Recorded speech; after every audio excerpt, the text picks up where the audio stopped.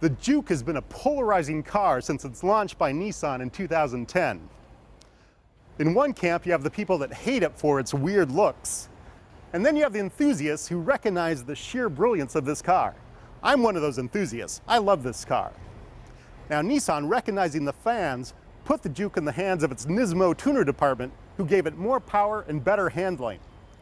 Let's take a look at the 2013 Nissan Juke Nismo and check the tech.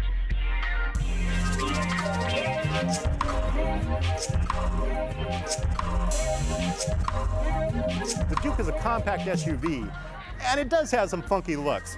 It's got these round headlights down here, then these blinker lights that sit up in their own casings up above the level of the hood. As a Nismo, you can only get this car in black, red, or white. And in either case, it's got these red mirror caps. It also has these 18-inch alloy wheels with this nice finish on it. There's also aerodynamics on the car that Nissan says gives it 37% more downforce than a regular Juke. That's going to help you in the cornering.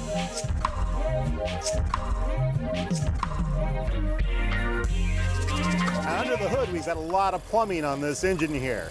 Underneath all this is a 1.6-liter block, not very big, but it produces 197 horsepower. That's 9 more than the standard Juke, even though it's really the same engine. What helps Nissan get this kind of power out of this thing is it's got direct injection, so the fuel delivery is a lot more efficient than an port injection car. Also, we have a turbocharger on here. It's the same turbo as the standard Juke, so all that extra power actually comes from the Nismo tuner department chipping the engine, just reprogramming the software to get more power out of it. It also has 184 foot-pounds of torque. Now, with this small engine, you get pretty good fuel economy too. That's 27 miles per gallon city, 32 miles per gallon highway for the manual version. With all-wheel drive in the CVT, you take 2 off. As part of the Nismo package, you get these sport seats here. They've got this pseudo suede on here, this kind of synthetic suede. And they've got these bolsters too, which are decent. They're not too high that it makes it difficult to get in the car. Also, we have a manual transmission in this car. And that's the biggest compromise in the Juke Nismo, is that the manual transmission, 6-speed, only comes with front-wheel drive. Nissan also offers an all-wheel drive system for this car, which has torque vectoring across the rear wheels, so it'll give you fantastic handling, but you can only get that car, the all-wheel drive system, with a continuously variable transmission. Now, Nissan does an excellent CVT, and they even put this one in the hands of their Nismo tuner department to give it, or hopefully give you extra power, make sure it's always in your power band. But I don't know, for racing around and stuff like that, I'm not sure if a CVT is going to do it. You're probably going to want the manual, but then you can't get the all-wheel drive. It's a compromise. Another really cool thing about the Juke that we also see in this Juke Nismo is D mode. We get this little panel down here, and if I push the climate button, it shows the normal climate controls, the temperature, all that good stuff. Then I hit D mode, and all the buttons change, the screen changes, and you can set it between normal, sport, and eco. Now, sport and eco might not sound too revolutionary. You see that in a lot of cars. But in this one, the sport mode not only changes the throttle response, it also changes the steering response. That's something Nissan can do because they use electric power steering in this car. So put it in sport mode, it actually sharpens up the steering as well as the throttle response. You bring it in an eco mode, steering stays the same, throttle response is reduced, so supposedly you're not going to use as much gas, and the air conditioning is actually detuned as well, so it won't be quite as powerful, but you'll save more gas that way as well. And the sport mode, changing the steering and the throttle tuning, you only see that in cars like BMWs and Audis that cost twice what this Juke costs, so that's a really good value. And we also have a navigation system in this car. This is about an $1,100 option, and I don't know, I really don't like this system. It's SD card based, but even though it's based on flash memory, the maps really refresh pretty slowly. And the screen size is tiny. When you're under route guidance, you get very small graphics telling you where to turn. It'd be easy to get lost if you're in an unfamiliar city with a lot of junctions. It does show traffic, and it does try to reroute you around bad traffic problems, so I like that. I would really hesitate to get this option.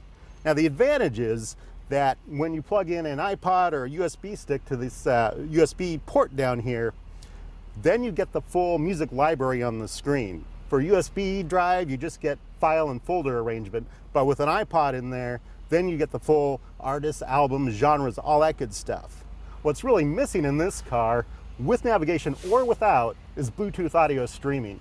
Now that's a big feature that Nissan left out in this car. We also have Rockford Fosgate audio system. That's pretty nice. It's got the regular 6 speakers, then we also have a powered subwoofer. And as you'd expect with Rockford Fosgate, there's a lot of bass response. It really pumps.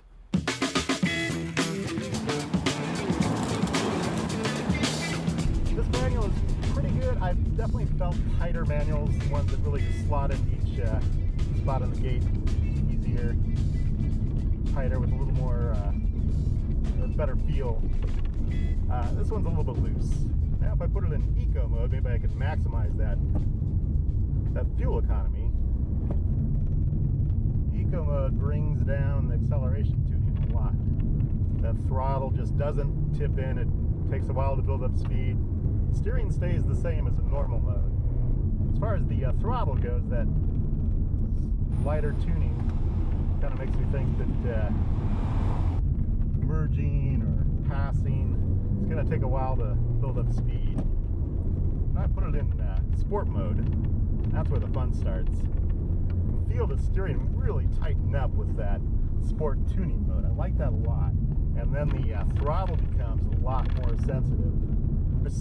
The ride quality is always a little bit rough because it's got this Nismo suspension tuning.